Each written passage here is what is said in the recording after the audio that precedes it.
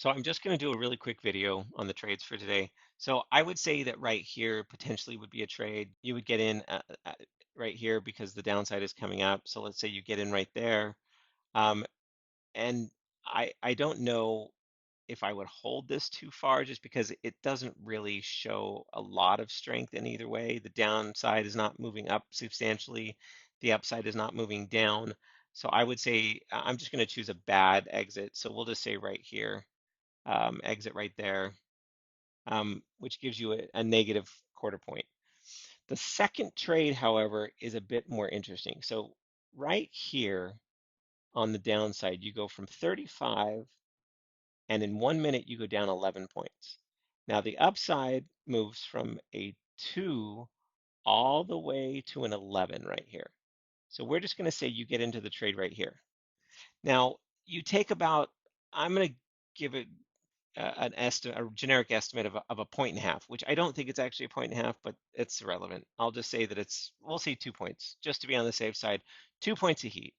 But once it gets past this point, it's never coming back to your entry. So once you get up into here, it comes down, it gets close, you're still a half point in profit.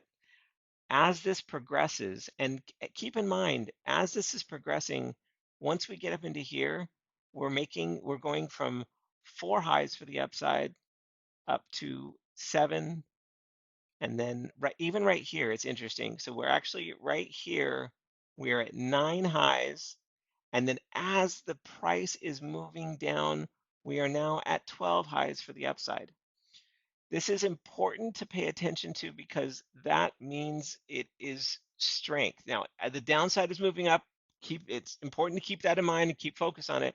But at the same time, it's coming nowhere near. Even if you exited right here, you're still 5 points in profit. And as this is giving you higher counts on the upside, probably for me, it's a hold. And then as this progresses, things start to go a little sideways, but we're adding new highs. So again, we're continuing. We go to 16 highs, and then up here we're at 17 highs, and then up here we're at 22 highs. And again, not necessarily a reason to get out of the trade. This is a trade that you literally could hold all day long. So again, well, let's just say for the sake of argument, let's say for the sake of argument, you get out over here. So you're at this point, you're 12 points. So the entry was at 67. Your exit right here would be a little bit below 80. So it would be about a 12-point trade.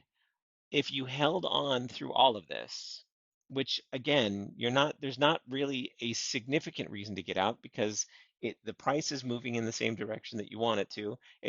There is about a 9-point retrace, and I don't know if everyone would stay in for a 9-point retrace, but at the same time, you're still well above. Even if you got out at this lowest point right here, that would still give you an 11-point trade.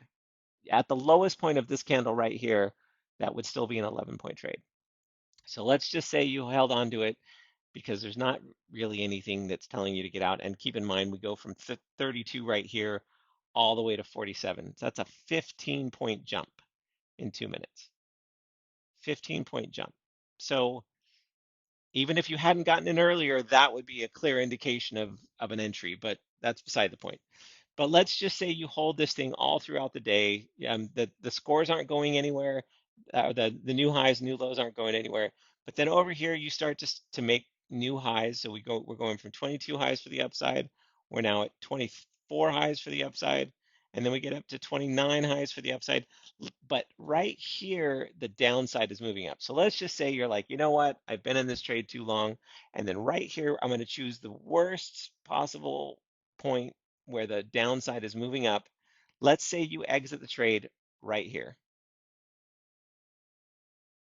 So that is a 24.25-point trade. Now, mind you, you are in the trade from 9:47 to 1500. So about 5.5 hours of time in that trade. Not saying that's exactly what you should do, but at the same time, you're going in the right direction. It's progressing the way you want it to. You could break this out and do a bunch of little trades all through there, but why not stay in the trade if it's going in your direction anyway? I mean, the objective of this is to optimize so that you're not having to get in and out And since this is going in your direction, I don't know anyone who's not looking for a 24 and a quarter point trade. So that is the trade that I wanted to go over for the day. On the NQ, it's very similar. So I'm not going to go over this trade. Let's just say you lose 5 points. I don't know what the exact number is, but we'll deal with that later. You guys can go through and figure out exactly what it would be. But on this trade, so you're getting in at 947. So you get in right here, and then you get out way over here. We're going to choose this candle again. So if you were to hold this, and again, it's a very long trade, but basically you can see it right here. You get in and you take, let's say five, it's probably not even five. So let's say 3.5 points of heat. It does come back right here. It dips down just a little bit, so it comes back in maybe a point and a half. But after that, it never comes back down into here. And you could literally stay in this trade the whole day. And if you did, and you stayed in this trade all the way up over to here, that's 119 and 3/4 points of a trade. So if you guys have any questions, please let me know.